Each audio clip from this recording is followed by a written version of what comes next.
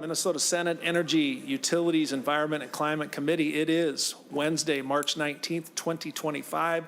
It's about 12:30 p.m. and this is Minnesota Senate Building Room 1150. A quorum is present. We are going to start by hearing Senate File 733 presented by Senator Mary Kunesh. Senator Kunesh, come forward, please. Testifier list, folks, is printed in your agenda.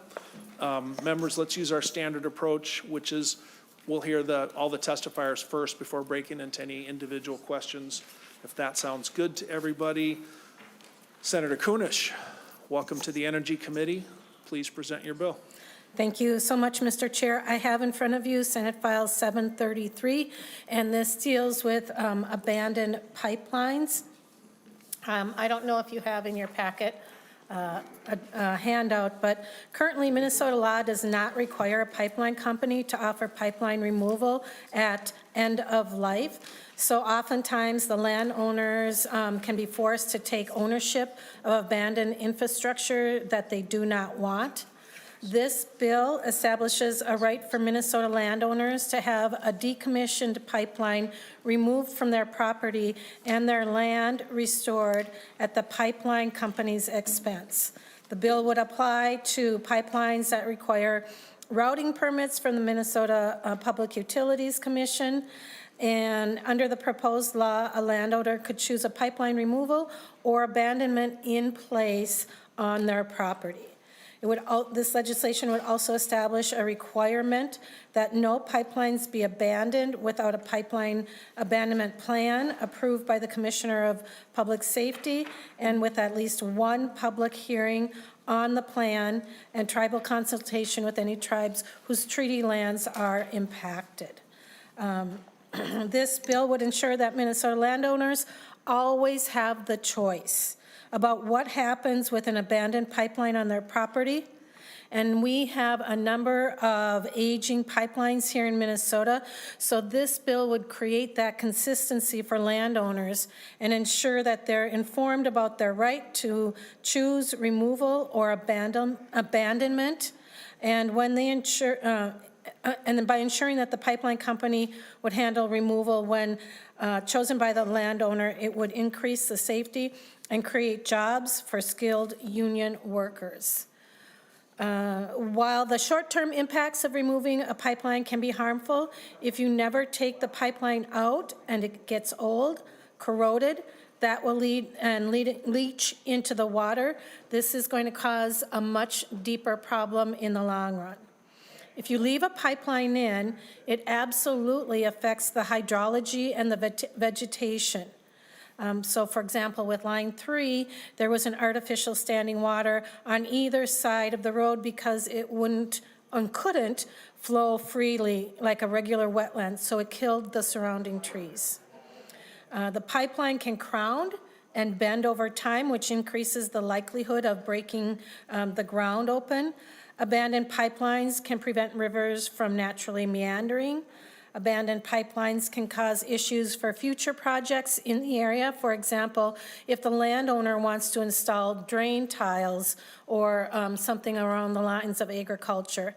But the bottom line is that it's clear that pipeline removal can be done safely and reasonably, and that giving those landowners the choice of how to best protect their land for future generations does not pose an undue burden on pipeline operators.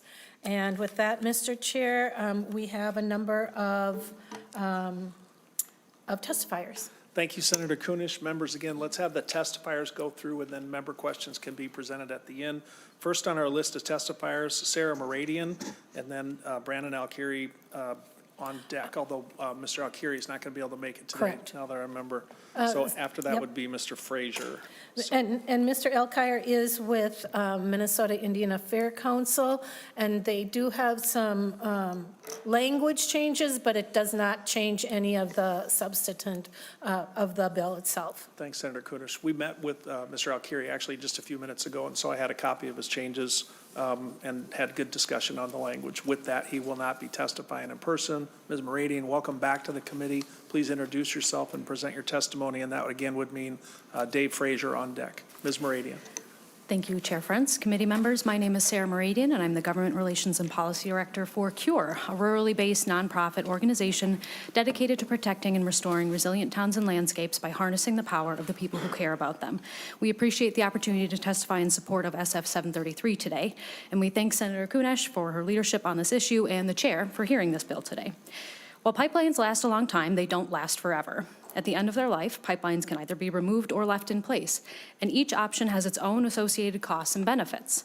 For example, some landowners may prefer to have retired pipelines left in place to avoid the disruption of removal activities. Others may want the pipeline removed and the land restored to identify and remediate soil contamination, prevent future subsidence, or reduce risks to nearby water resources. SF 733 seeks to meet the needs of both by establishing a right for Minnesota landowners to choose between removal or abandonment in place. Beyond these important landowner considerations, pipeline removal can create jobs, including high-quality union positions, and may even make pipeline materials available for recycling.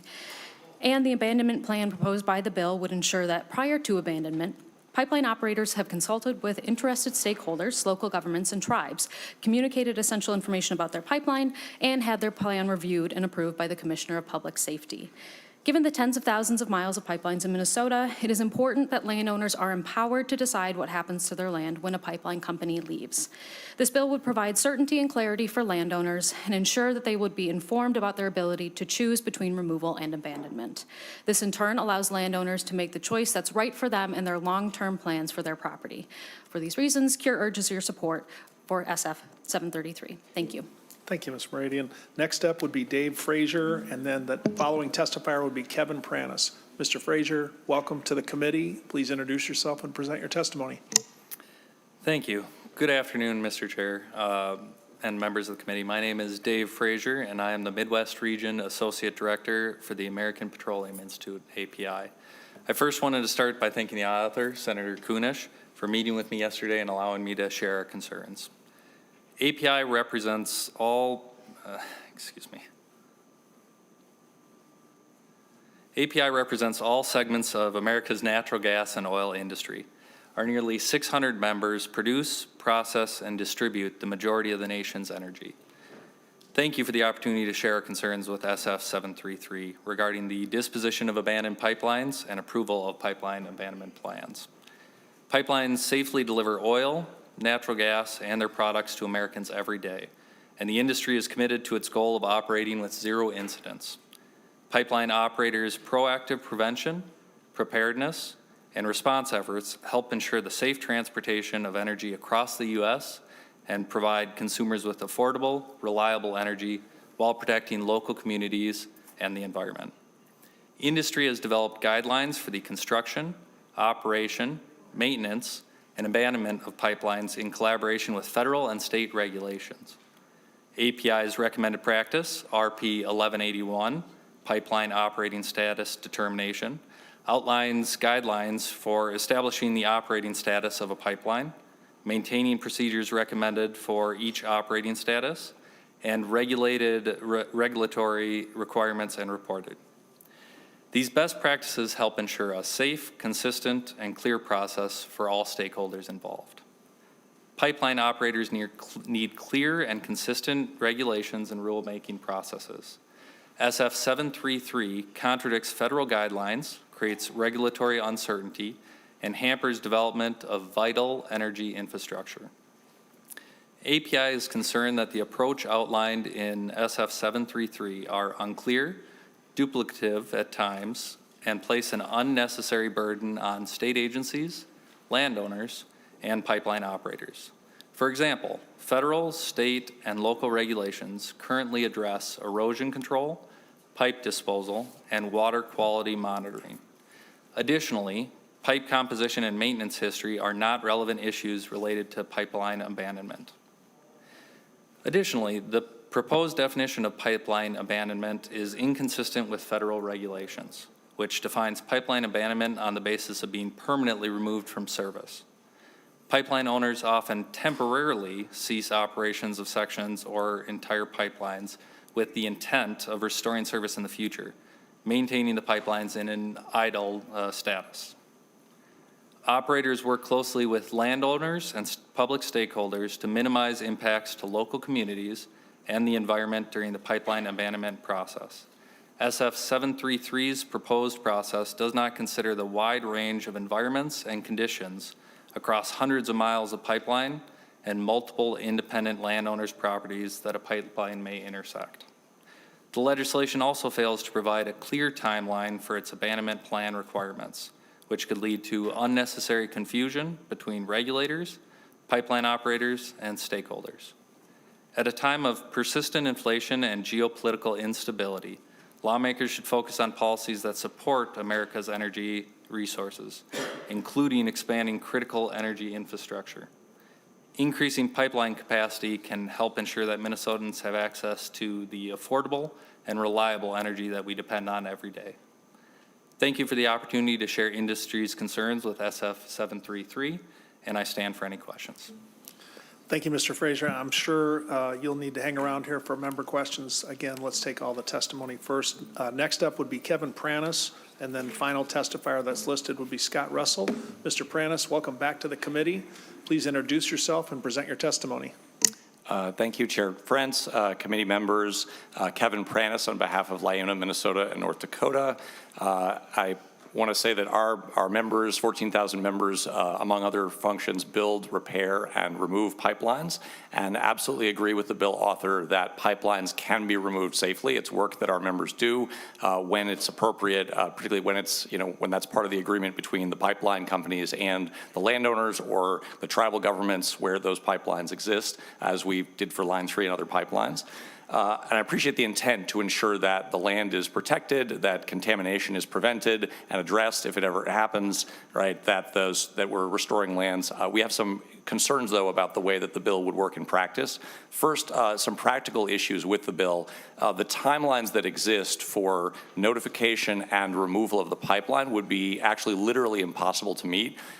You couldn't even get the permits in that amount of time, let alone to have actually deployed in construction and remove that. I don't know if you get the permits in twice that much time. The other is the process that would make the process where each landowner could, at a different time, demand that removal would make it impossible to do it efficiently, increase cost, difficulty, and environmental impacts as you're mobilizing equipment in and out of similar areas of the right-of-way as those timelines hit.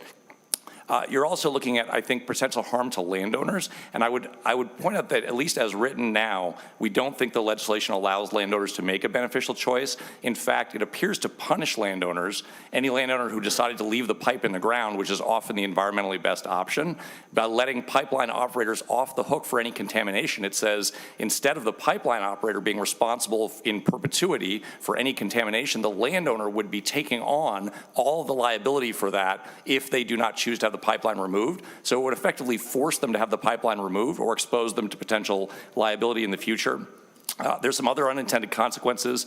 Abandoned pipelines are sometimes restored to service at a later date. As an example, the Mandan, Hidatsa, and Arikara Nation in North Dakota took over a pipeline formerly operated by Enbridge that had been abandoned and is now back in service that the band is using beneficially. It would also force operators to continue operating a pipeline if their abandonment plan was not approved. And finally, when you rip out a pipeline out of the ground, you have almost the exact same environmental impacts that you have when you put a pipeline in the ground in terms of destroying all of that vegetation, changing the topography, changing all the way that all the water works, much less removing pipeline from underneath a water crossing, for example, if that were required, that would do substantially more damage than installation would. And so there are appropriate times when that needs to be done, but in most cases, it's actually better for the environment and for the land and landowner to allow the pipe to remain in the ground.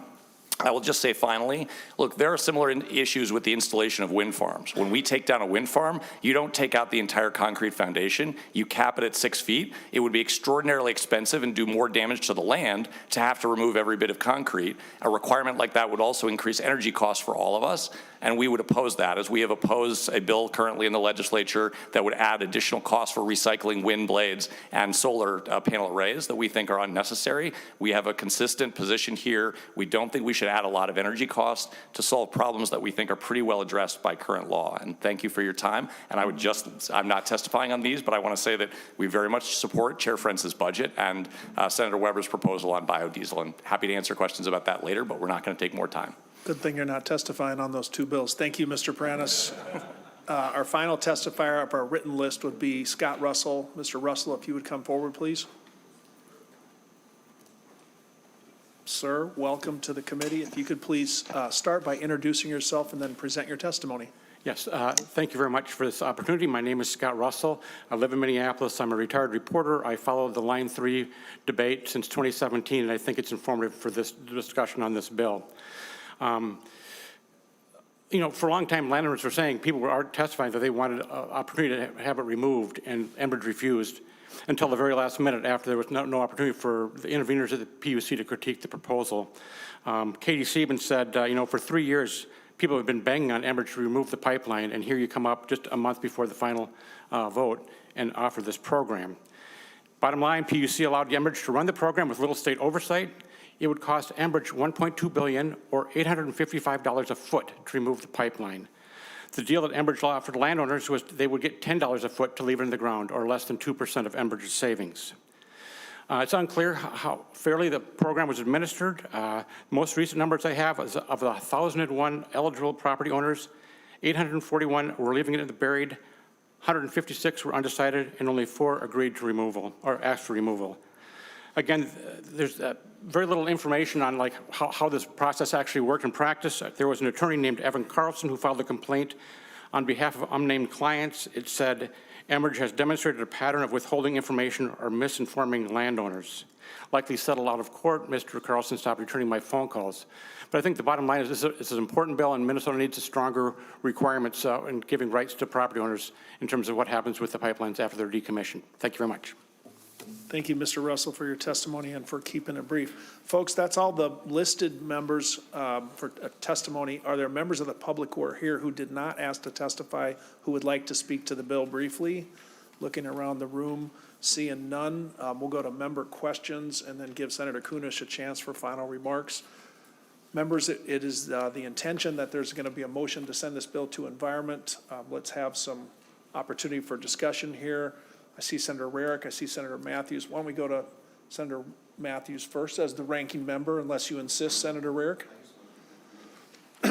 Okay, we'll go to Senator Matthews with the understanding that Senator Rarick must come before Senator Gruenhagen. Senator Matthews. Thank you, Mr. Chair. Mr. Chair, I'd like to ask if API could come back to the table based on their testimony. Thanks, Senator. Mr. Frazier coming back up. Thanks, Mr. Frazier. Senator Matthews. Thank you, Mr. Chair.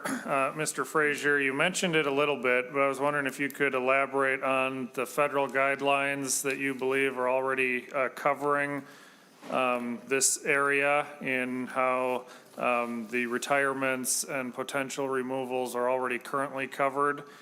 And second thing is, could you talk a little bit about the front end agreements, what you do with landowners in contracts or easements or negotiations that you do? Are you already doing it with end-of-life plans in mind? And if you could expound on that as well. Thanks. Thank you, Senator. Mr. Frazier. Thank you, Mr. Chair, Senator Matthews. Yes, there is already, I'll start with your second question first. There is already a process in place through the easement process. Normally the landowner has the ability to bring up whether they want the abandonment process to be covered by the pipeline operator or not, and that's normally a discussion and negotiation that happens when the pipeline is put in the ground. In terms of federal rules and regulations, state rules and regulations, we do have some state statutes that cover what pipelines do and do not need to do. As well as there is a rule, I would have to look up exactly what it is, but that covers pipeline abandonment process. Additionally, the federal government deals with these issues often. The federal regulations actually require operators to have operations and maintenance manual. It includes procedures for, abandoning pipeline facilities, including safe disconnection from operating pipeline system, purging combustibles, sealing abandoned facilities left in place. Specifically, those are done to minimize safety and environmental hazards. I will note specifically the federal government does allow for abandoning in place so that the pipeline can remain in the ground, and often that's what the federal government does have the pipelines do. Thank you, Mr. Frazier. Senator Matthews. Thank you, Mr. Chair. Thank you, Mr. Frazier.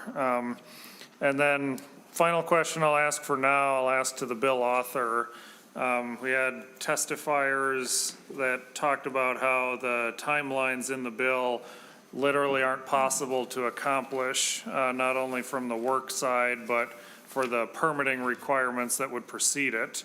So wondering what your feedback and response to that would be, because it seems like we'd just be setting a very big regulatory and potentially environmental mess for requiring them to do something that's not physically possible to do.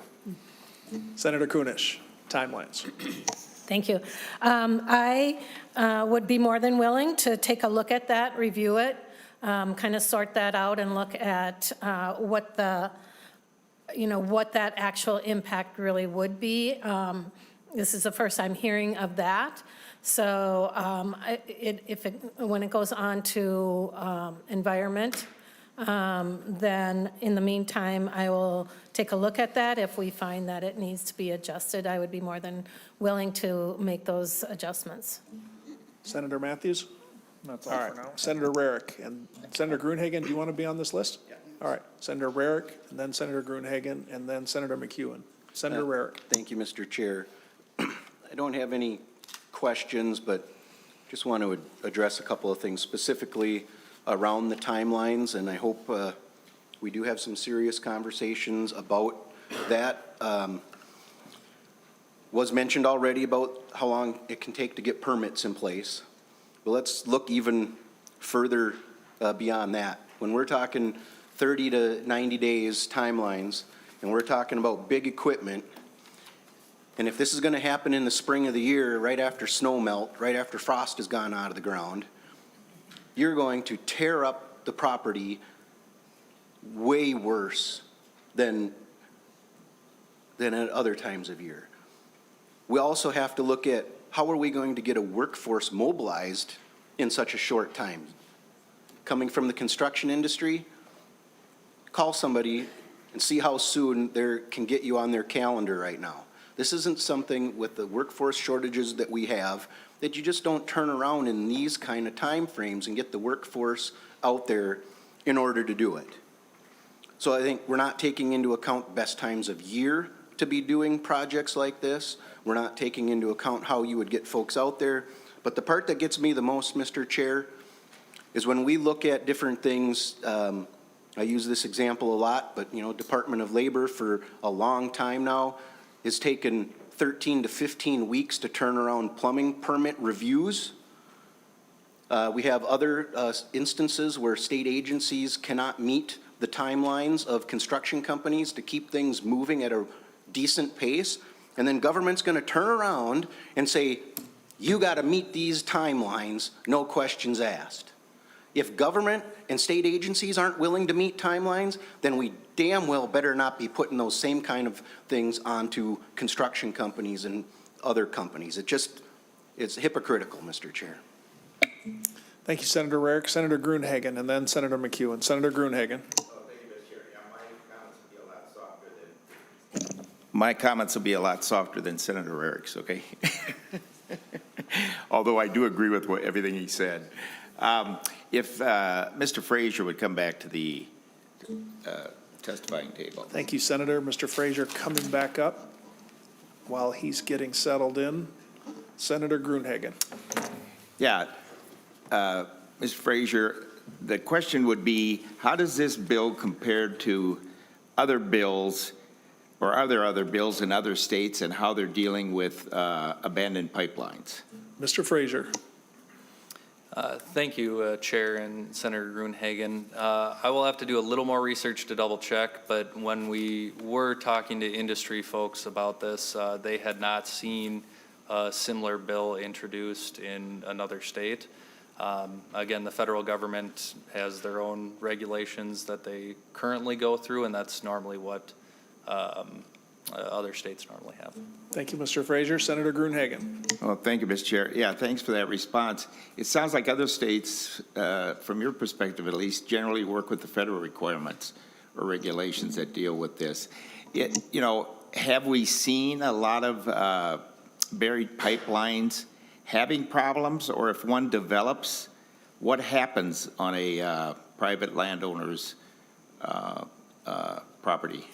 Senator Gruenhagen, are you asking about in Minnesota now? Yeah, in or Minnesota. In the other states? In Minnesota? Yep. Thank you for that clarification. Mr. Frazier. Chair, Senator Gruenhagen, I have not heard of any issues specifically with abandoned pipelines. Again, I'll look into it and see if I can find any instances specifically in Minnesota. If I'm not mistaken, I believe this bill did come forward in 2022 originally. I believe that was, around some landowners, wanting to be involved with the process a little more. But to note, the PUC's process does allow the landowners to go through that and take care of situations normally in that process. Senator Gruenhagen. Oh, one last question. Well, thank you, Mr. Chair. Yeah, so what do you know what the federal regulations say about an abandoned pipeline if there was having some problems that were talked about by Senator Kunesh? Mr. Frazier. Thank you, Chair, Senator Gruenhagen. I have some of the federal regulations, but I am not enough of an expert at the moment where I could recite exactly what happens when there is issues. Senator Gruenhagen. All right, Senator Gruenhagen's good. We're going now to Senator McEwen. Following Senator McEwen, Senator Dibble, and then Senator Weber. Senator McEwen. Thank you very much, Mr. Chair. Thank you very much, Senator Kunesh, for bringing this bill. In my opinion, this is a long time coming. It is particularly of note to me that during the debates around the Line 3 pipeline, which I know both of us followed very closely and went up north and talked to community members and people who are concerned about that project in particular and the effect that it would have on our waters and on our people. That during the debates around that really divided communities up north and has since resulted in all sorts of environmental damage, that we didn't have protections in place to provide for cleanup of old pipes, even during that time when we should have absolutely done that. But I guess when I think back to 2021 and 2022, those were the same years when I first came into the Senate, and I vividly recall and will never forget that the chair of the Environment Committee, I think it was 2021 or 2022, actually openly mocking the idea of human-caused climate change on the Minnesota Senate floor. So I guess I shouldn't be that surprised that we didn't take care of business the way that we should have at that time. That was just sort of the way things were. But I note that a bill similar to this was introduced on the Senate floor as an amendment to the environmental bill, or perhaps the energy bill at that time. It was voted down along partisan lines with the entire DFL caucus voting for it at that time, but the entire Republican caucus that was in charge at that time, and a independent member voting it down. So thank you for bringing this bill now. I would love to join as a co-author if there's room on it. I would like to learn a little bit more about the issue of homeowner or landowner liability and how that might be addressed in the bill. And I'm happy to help if there's any discussions about how that could be addressed in a good way. Of course, the responsibility should be with the corporate actor when at all possible. I also thought it was really illuminating. Oh, I was going to say also the issue with the timelines. I'm also happy to engage if I can be of any help in talking about the timelines that would be appropriate for cleanup. I also wanted to thank the testifier, Mr. Scott Russell, who came. I would love to have some more discussions with you about the things that you informed us about and educated us about with landowners wanting to seek removal, but actually being dissuaded from doing that, or made it so that it's not really possible for them to do that. This is a huge problem. I mean, today we hear advocates of the Line 3 pipeline back in the day before it was built, advocating for it, now coming to us saying, well, actually, it's such a big, huge environmental disaster to actually clean up and remove these pipelines. So it's just a disaster all around, a disaster of the way that the water flow is affected and changed in an area, and the health of those water-rich ecosystems and all the life that they sustain, all of the aquatic plant life, not to mention just the value of the land to those landowners and how that's affected by the presence of these old pipes. I mean, for the industry and interest groups to come here after shoving that pipeline down our throat 3-4 years ago and now saying, oh, it's just gonna be too much for us to clean up pipes that are not in use anymore. Are you kidding me? I don't accept that. It's just not, it doesn't make any sense to me. So I appreciate you bringing this bill. I also just want to note for the record, because it was brought up that a delay in issuing permits from the Labor and Industry Department. Well, I would note that the colleague who brought up that complaint was the chair of the committee who could have made those changes and did not. And now we are making changes this year to actually update the fees so that the department actually has the resources that they need to issue those permits on time. But that person had the ability to make those changes when they were in charge and did not do that. So when you underfund your agencies and you don't give them the resources that they need to be able to do their job in a timely way, you end up with delays. That's just, the money has to come from somewhere. These things have to be paid for. It doesn't grow on trees. So just wanted to say thank you. This is absolutely possible to do this cleanup. It needs to be done. And I think this is just another example of where we have to come, the people of Minnesota, through their elected officials, and clean up huge messes that are brought on by industry and foisted upon the people of our state. So I don't know whether or not this bill hits the mark in every spot, and I'm glad to hear that you're happy to engage in conversation. I am too, but there has to be a way to do this, and we should not accept no for an answer. Thank you. Thank you, Senator McEwen. We'll next go to Senator Dibble, and then after that, Senator Weber. Senator Dibble. Thank you, Mr. Chair. I also want to echo my support for the bill. Thank you, Senator Kunesh, for bringing this bill.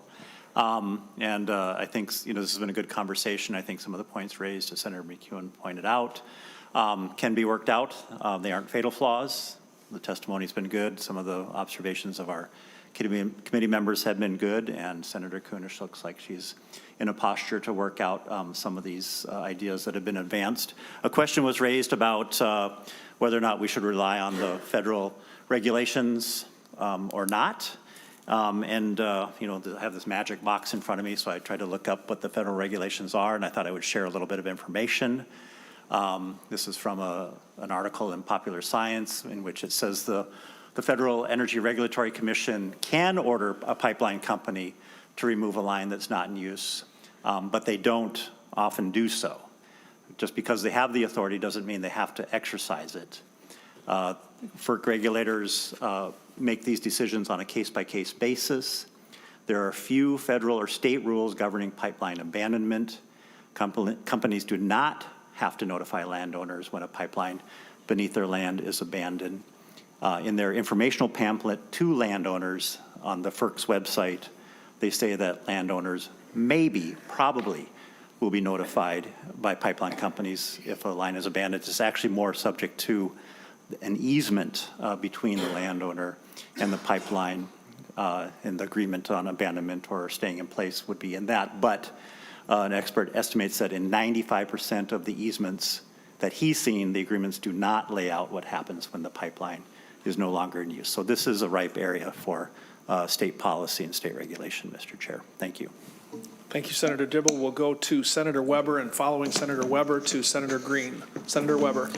Thank you, Mr. Chair. Senator Kunesh, you mentioned during your presentation about farm drain tile, and that's a very big item in districts that Senator Frentz and I represent.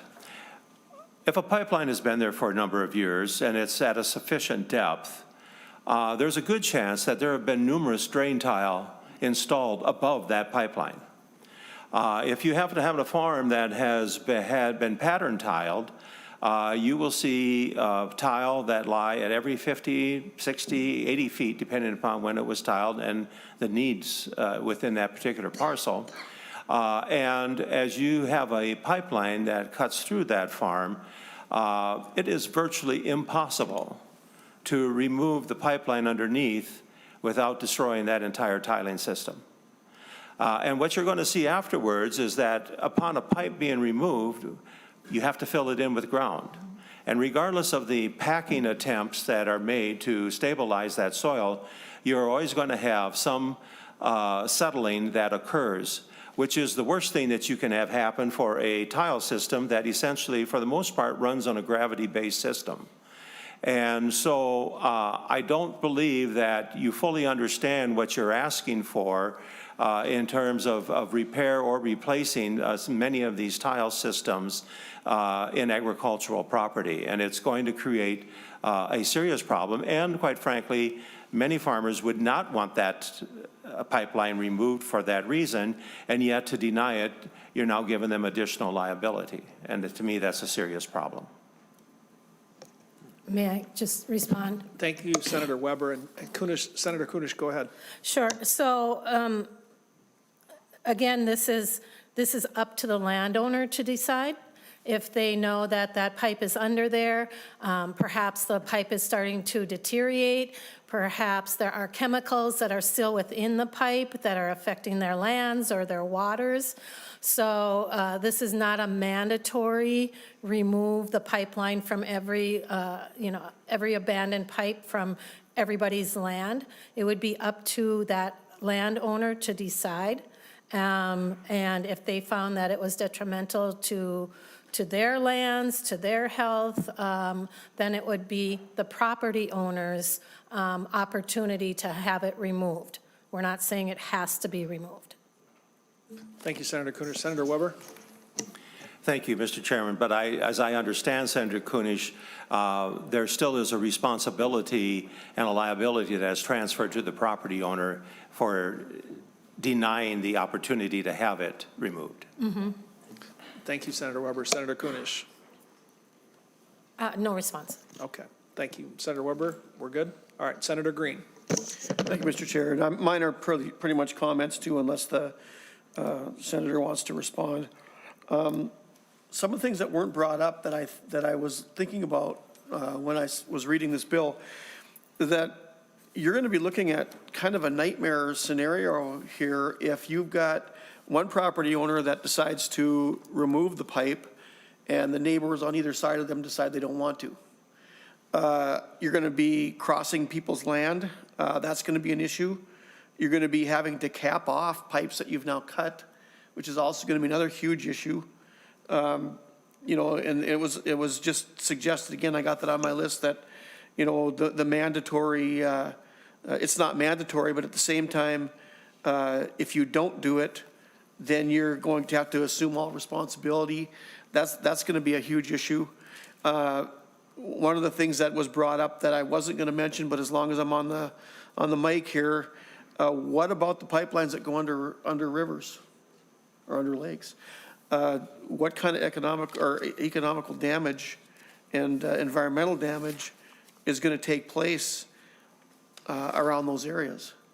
Another thing that I remember when we were talking about the Line 3 years ago was when you go in to remove an old line, many times these pipelines are not a single pipeline in the ground. They're in a corridor with other pipelines. And if you remove the pipeline and disturb the ground, you could very potentially impact the integrity of the existing pipelines. So there's a lot of things to consider here that I think that doesn't look like we're really thought out well in this bill. So it'd be probably prudent to take this back and fix it before we move it on. Thank you, Senator Green. Members, that's all the comments, questions I have. We're going to go back to Senator Kunesh for some final comments. No further member comments. Senator Matthews? Mr. Chair, at what point are you making a motion on what the action is, and when can we discuss that motion? I think we're going to have Senator Kunesh make some final comments, and then I think the chair will lay out the motion that I'm expecting, and we can talk about it then at that point. Can I make debate at that point Yeah. then on your direction? Definitely. Okay, Thank you, Senator Matthews. So Senator Kunesh, what's happening here? A lot of text going back and forth, a lot of testimony. Why don't you make your final comments on the merits of the bill as it sits? There will be a motion to send the bill to environment, and then there's going to be some additional debate about that motion. Senator Kunesh. Sounds good. Thank you for listening to this. This has all been really good feedback for me as, and for the organizations that are supporting this bill. I think it's really important that we do address this issue and not ignore it.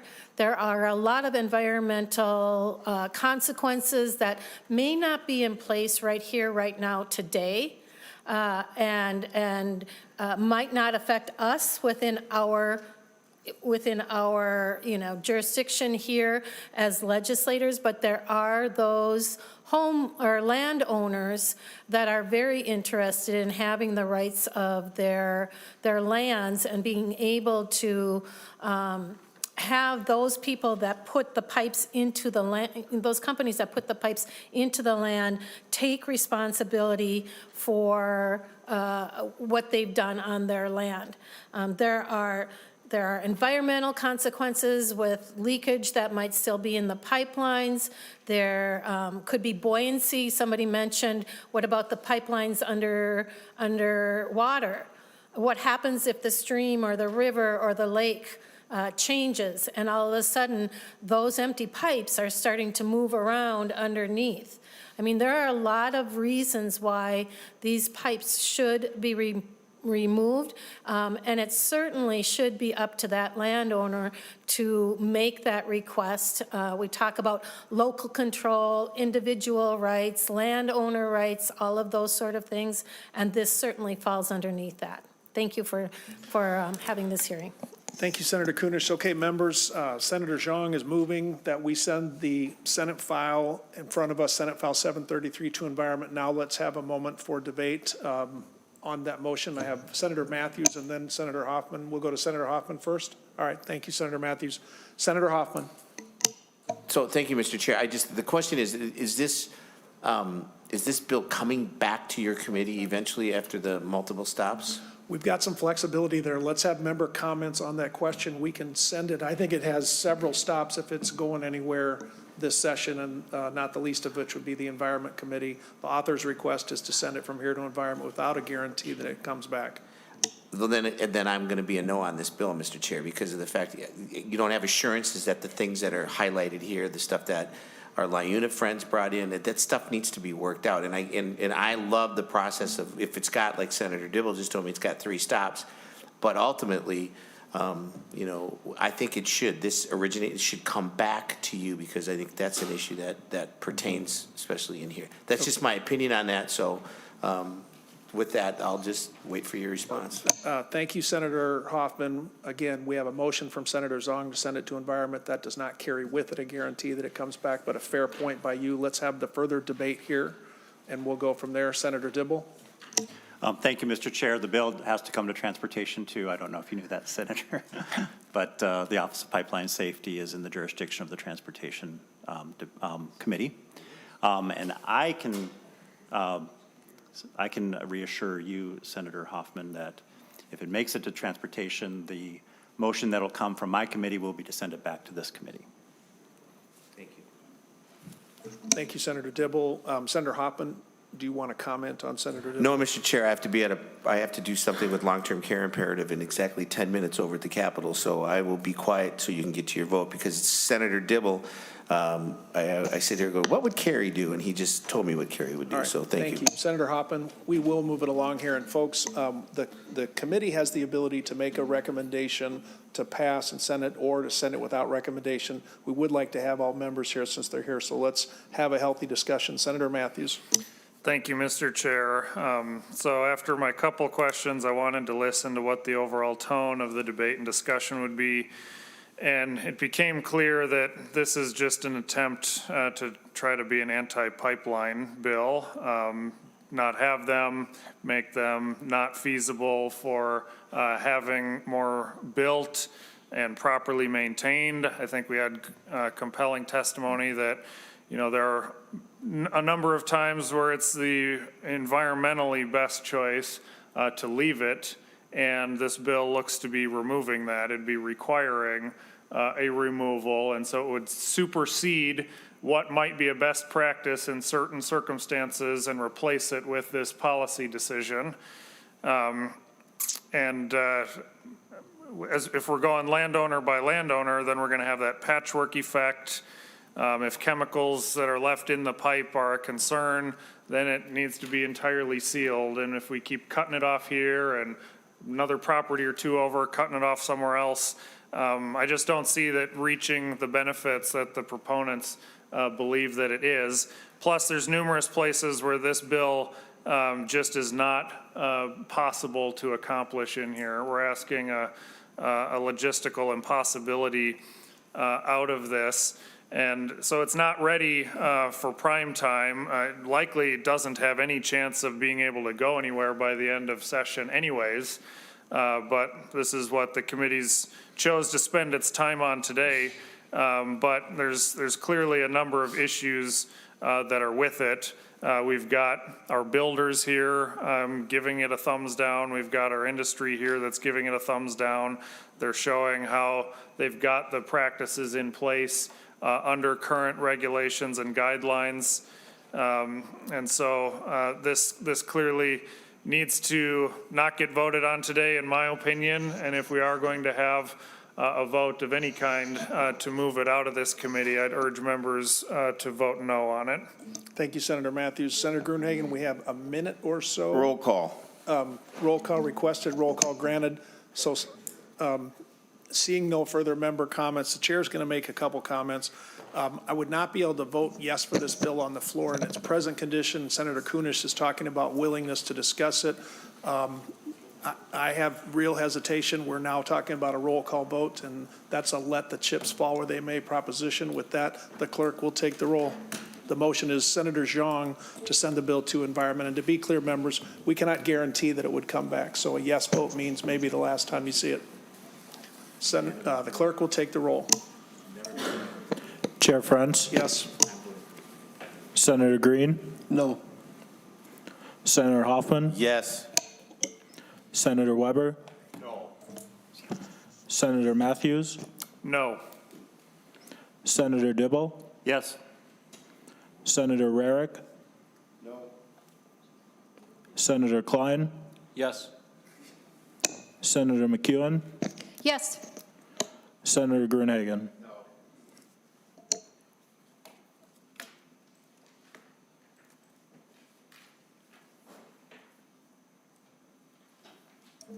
Senator Zhang? Yes.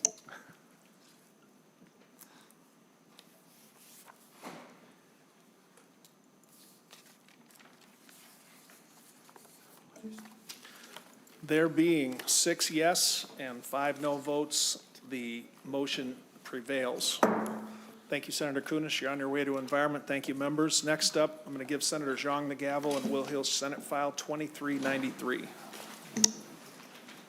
I should be in the middle. It's going to be weird if I'm not.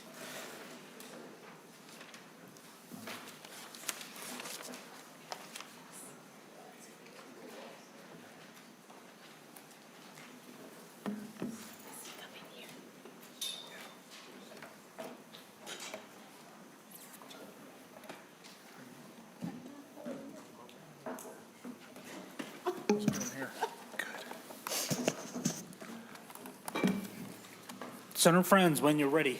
Thank you very much, Mr. Chair and members. Proud to present to you the budget bill intended to be the vehicle for the budget portion and the omnibus energy bill for 2025. Mr. Chair, this is Senate File 2393. Members, this allows us to start talking about what the budget be for the energy portion of the Commerce Department. Very glad to be joined here by Lissa Polish, Mr. Smith. I had considered, Mr. Chair, asking Mr. Mueller to walk through it. I would propose we do it this way. Let's have testimony from the department, and then if there's need to backfill into that, we can have Mr. Mueller give us the staff take. Does that sound realistic? Also, members, you may have taken a look at the A1 amendment. The underlying bill presents the entire budget for the Department of Commerce, including the part of the jurisdiction which is not this committee's, but the Commerce Committee. So the A1 is going to be discussed here today, but not adopted, since it is the intention to keep the bill here and lay it over after today's discussion. If members have any heartburn over that, obviously each member has the ability to bring motions that they want. With that, Mr. Chair, I was hoping that we could have the testimony from the Department of Commerce. Certainly. Commissioner Polish. Thank you, Chair. Thank you, Chair. There we go. And members, thanks for the opportunity to be here today to testify on Senate File 2393, which includes, as Senator Frentz referenced, the Department of Commerce's budget in the energy space. As you can see, our priorities include a $3 million operating increase over the biennium, a $1 million budget neutral operating increase to increase the Petro Fund over the biennium, and several technical language updates. Sam, we can go to the next one. Of note, the governor's budget request includes no new funding for programs in the Division of Energy Resources. Instead, the request includes only a commerce-wide operating adjustment, as shown here on the slide, for fiscal year 26 and 27, to support both current services, increases in employee compensation and insurance, and some IT services and other operating cost needs. On the next slide, we are also requesting an ongoing $500,000 a year increase in support for the Petro Fund Tank Release Cleanup Fund, which would support construction and maintenance of a new database along with programmatic support. The Petro Fund has not seen a meaningful increase in funding in over 20 years and needs this investment to ensure that we are able to continue operating the program efficiently and effectively. And finally, we have a couple of technical language updates. The first, which is reflected on page 6 of the bill, is to simply harmonize changes that were made last year to the Solar Rewards Program.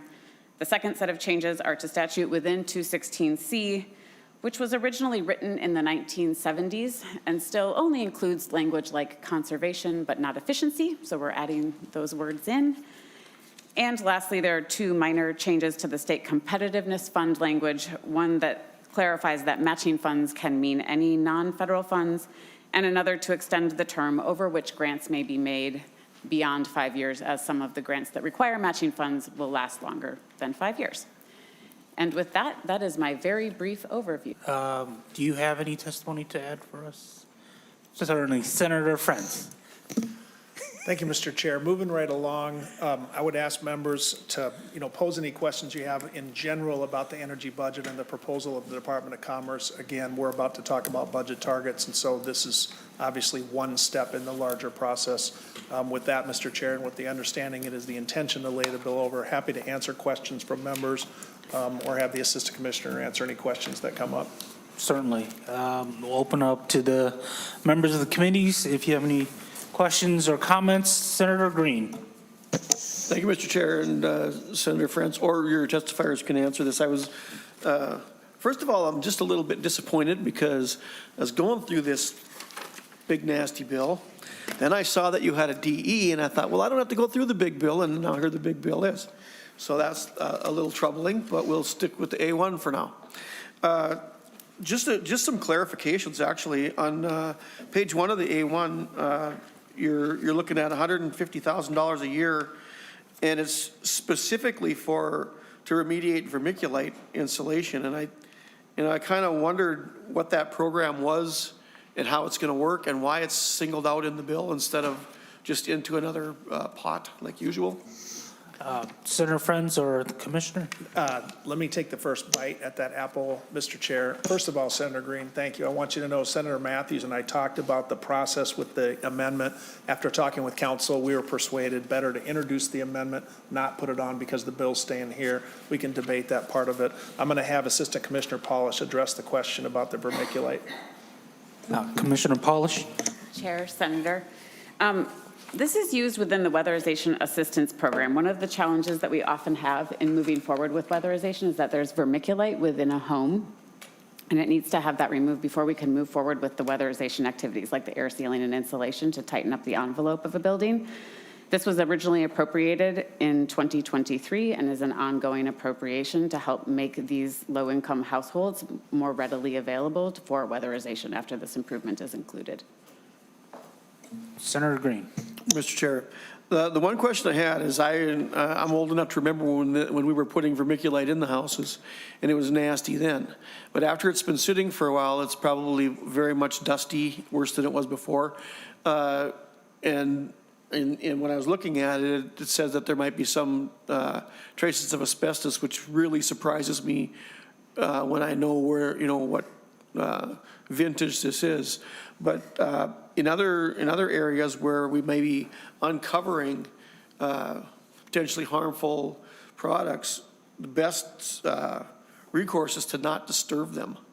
So what is the process for getting the vermiculite out and making sure it's clean?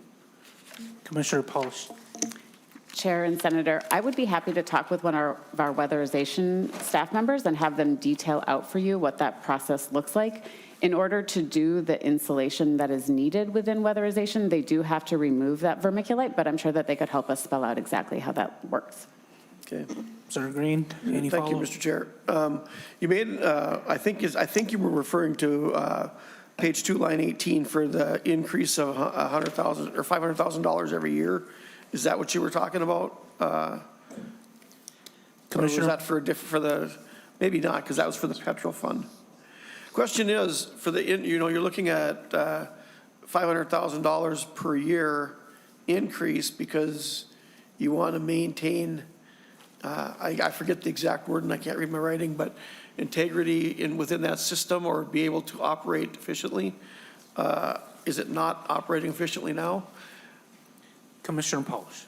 Chair and Senator, we haven't had the investment that we need in this program to update the database. As I understand it, the database needs are extensive, and I would be happy to invite a colleague to come up and discuss this.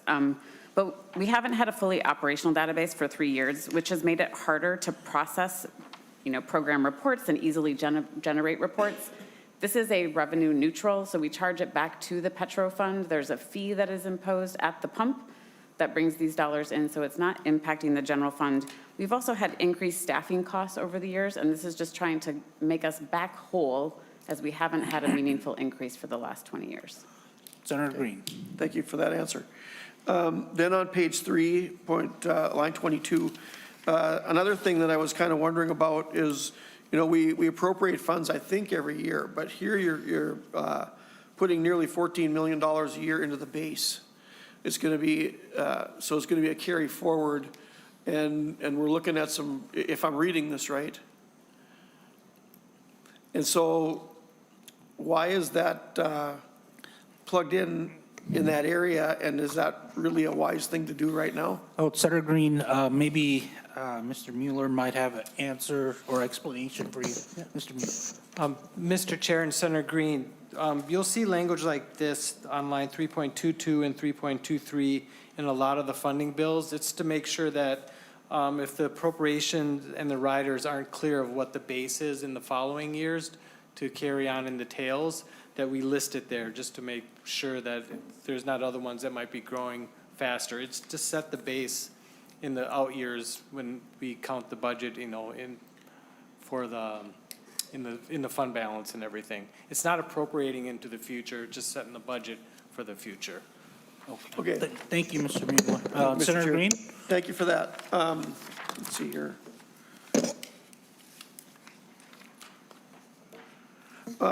On page 4, and this is going to be a little bit broader question, there's $400,000 and it's going to university, and without discussing the merits of what that's for, my question is, I see a lot of the funding for the university in other bills, other pots of money, and there's usually a bigger description of what that's for.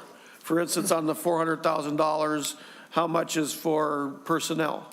how much is for equipment, how much is for mileage. And so I'm not asking you to give me those numbers right now because I think that would be a stretch. But is there that kind of resource out there where I can find that information? Mr. Chair. Senator Frentz. Thank you, Mr. Chair. Thank you, Senator Green. There's probably a better breakdown, even though it's not in the bill language. The St. Thomas microgrid research relates to an RDA appropriation from the 2023 budget year. The microgrid research helps with a lot of our forward-looking stuff, but I don't see any reason that you couldn't be provided a little more detail about where those funds are going, even though it's not broken out more specifically in the bill. And since we're holding it over, you have my pledge to see who can provide that to you. I don't know if the department has any more to add to that, but it's one of the appropriations we made, as I recall, about $12 million. And I've been over there to the University of St. Thomas. It's phenomenal, some of the stuff they're doing.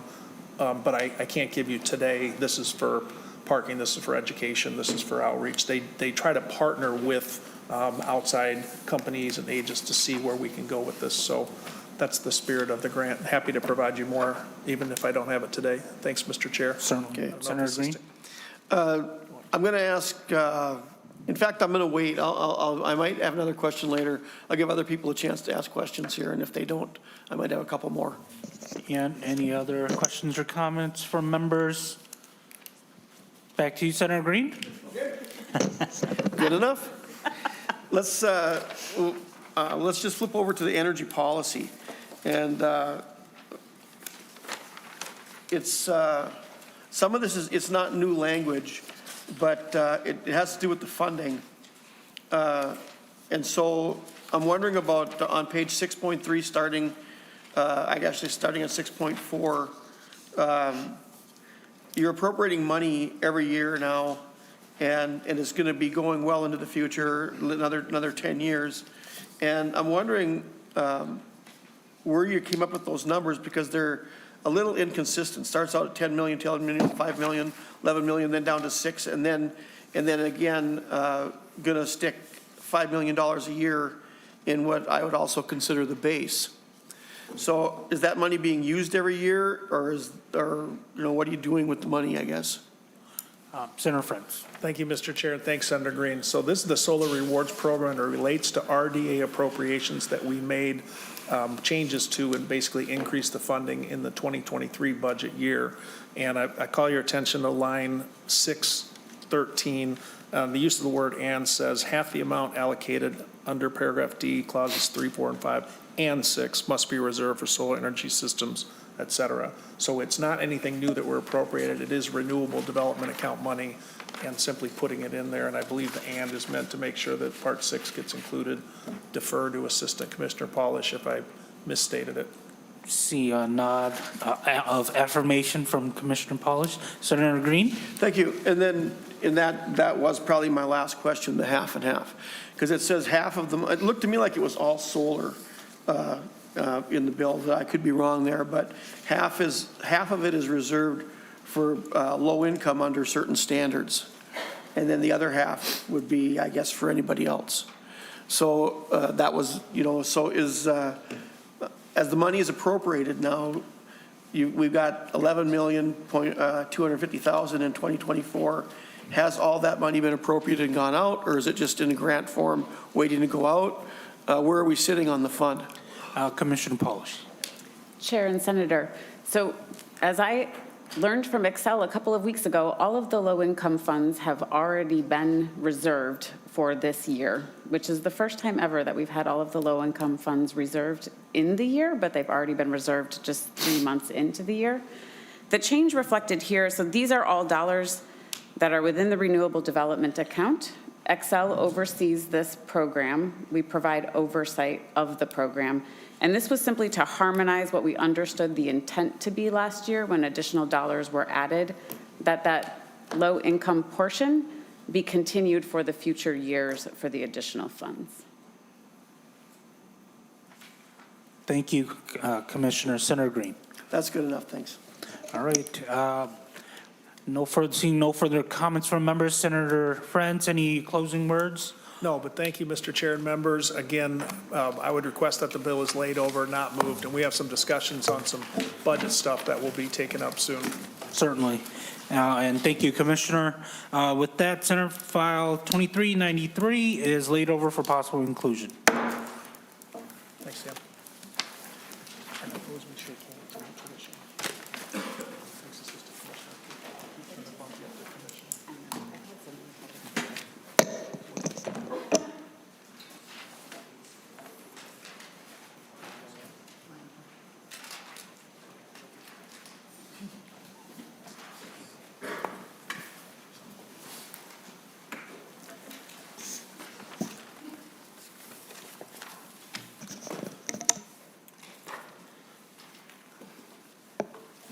All right, members, the final agenda item is Senate File 2018, Senator Weber. Senator Weber, thanks for your patience.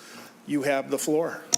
Thank you, Mr. Chair. Members, Senate File 2018 basically is a bill that would allow an electric utility to use 100% biodiesel or B100 to be used at a peaking facility for up to 400 hours per year and qualify as carbon-free technology. This bill is permissive. It does not require a utility to use B100 if they choose not to. However, it does provide them an opportunity to have a carbon-reducing product to be used in their facilities if they currently have them, and allow them to go farther down the road to achieving a carbon-neutral production of biodiesel or of electricity.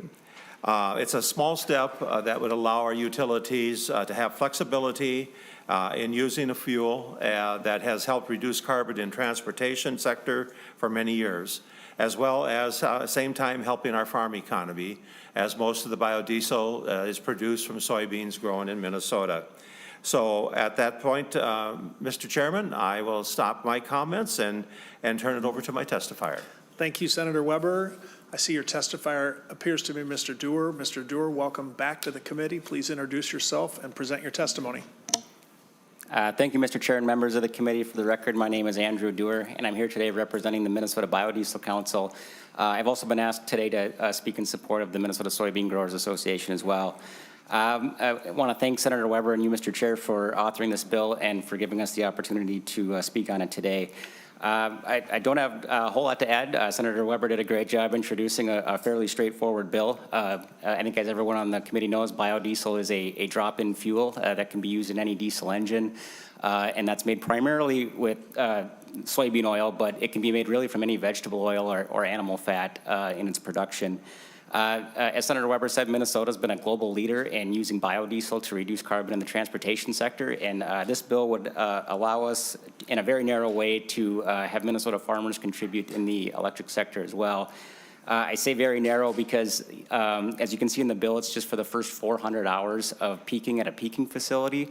My understanding, Mr. Chair, is that number 400 hours is due to a state and federal definition of what peaking is, but really in practicality, it's far, far less than that it would be used. I've been told that peaking facilities, on average, it's like 2, 3, 4 days a year that these facilities would be used. As far as carbon reduction, the number that's been used for many years as far as B100 and carbon reduction is 74%.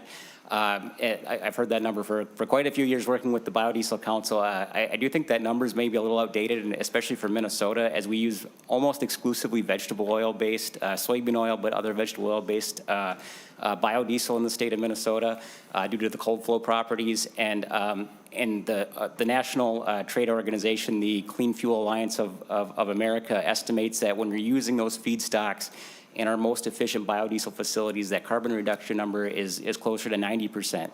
But we do believe that carbon neutral or even carbon negative B100 is on the horizon, so it is possible in the future that this bill won't even be necessary, but we do appreciate the consideration of the committee to allow us to participate in this very narrow way between if and when that ever happens. Thank you, Mr. Chair. Thank you, Mr. Dewar. Our last listed testifier is Ms. Moradian. Ms. Moradian, if you would come forward, please. Welcome back to the testifier's table. You do not have to reintroduce yourself unless you want to. Please present your testimony. Thank you, Chair Frentz, committee members. I'll at least say that my name is Sarah Moradian, and I'm the Government Relations and Policy Director for CURE. I appreciate the opportunity to testify in opposition to Senate File 2018 today. In 2023, the legislature passed the 100% carbon-free law. The law explicitly states that carbon-free means a technology that generates electricity without emitting carbon dioxide. That language is not ambiguous. It is crystal clear. If a technology emits carbon dioxide in the process of generating electricity, it is not carbon-free. Despite this, Senate File 2018 would declare that carbon-free includes a method that, by its very nature, emits carbon. Delaying the future envisioned by the 100% carbon-free law by granting exemptions for any and every industry that wants one is not in the public interest. It may be economically viable to the exempted industries, but it also perpetuates the negative environmental and human health impacts associated with the production and use of such sources of energy and discourages the deployment of carbon-free resources. CURE urges you to maintain the original intent and purpose of the 100% carbon-free law and oppose Senate File 2018. Thank you. Thank you, Ms. Moradian. I have no further testifiers listed. Are there members of the public who wish to testify to the bill? It is the intention to lay it over. Seeing none, we'll go to member questions, comments, or concerns. Senator Scott Dibble of Minneapolis. Thank you, Mr. Chair. I was wondering if I could call Mr. Dewar back to the table. Mr. Dewar. I was excited to hear about zero or net or even net negative carbon biodiesel on the horizon. Can you talk a little bit more about that? Mr. Dewar. Yeah, thank you, Mr. Chair and Senator Dibble. Yes, implementing a number of different ways. It is off into the future, but we're hoping with different ag practices, including reduced and no-till, cover cropping, things like that. That would lower or would increase the carbon reduction. Definitely the efficiencies at our facilities in the production. Even Minnesota, the fact that we use B20 right now in producing our soybean oil to make biodiesel. Is a reduction that, specific to the state of Minnesota. So we do have a little ways to go, but it's sort of a lot of things hopefully coming together to close that gap to get to that point. Thank you. Senator Dibble. Thank you. So, my position on biofuels has been kind of put out there. I understand that in some areas where it's going to be hard, sectors outside of energy and electrical generation, transportation sector, ag sector, manufacturing, heavy industry, things like that. We are going to have to rely on biofuels as a bridge to the future, and if we can actually create biofuels that are zero carbon or net negative, that would be great. I think with winter camelina, pennycress, some of the cropping systems, et cetera, we probably can get there. Sequestration maybe, but there's a lot of questions around sequestration. But biofuels at present are not zero carbon, and the zero carbon standard, which you helped lead, Mr. Chair, very ably. The blackout bill, Senator Gruenhagen, it's actually not a blackout bill. It's a fine piece of work, and I would think it's a shame to move ourselves backwards at this point in time. Maybe we can qualify this to make sure that if we are going to be using biofuels in the sector where we know we can reach zero with the technology and the resources and the techniques that we have available to us, including energy conservation and efficiency, maybe we can qualify something like this to make sure that we're not actually adding to carbon within our carbon reduction requirements.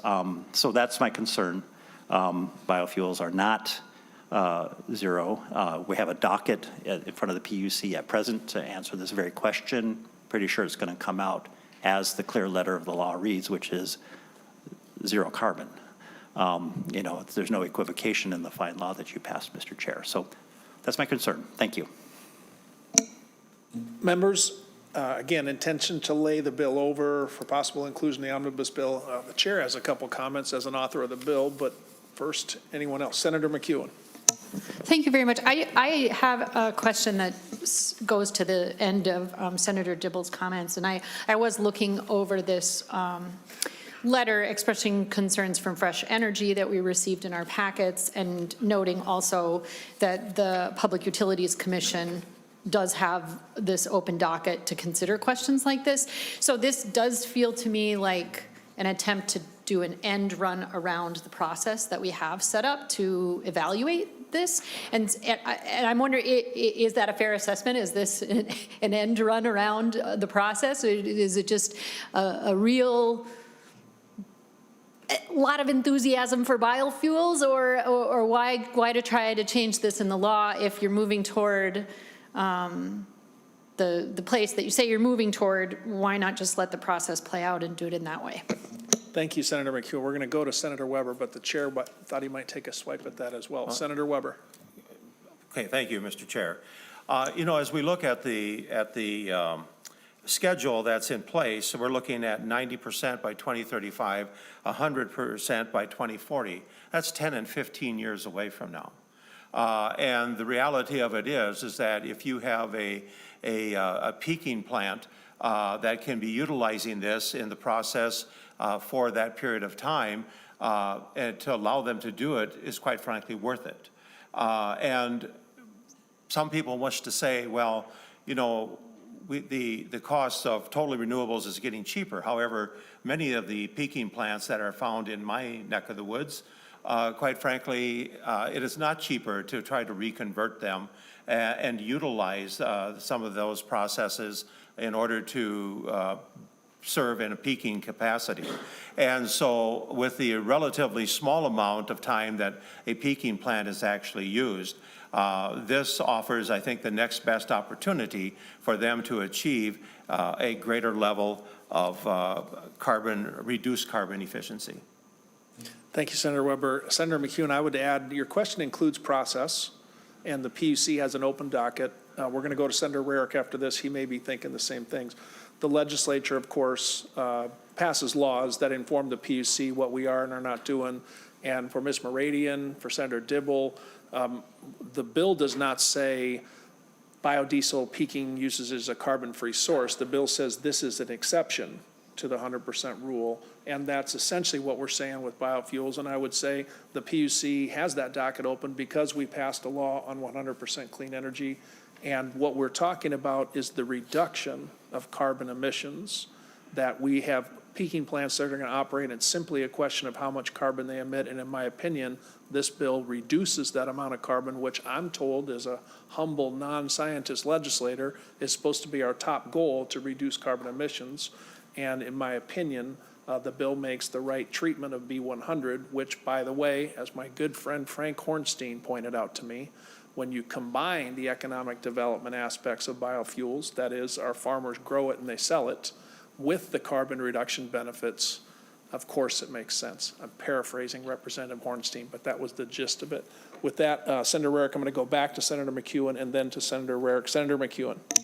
Thank you very much, Mr. Chair, and thank you, Senator Weber. I still have the question of whether the PUC could actually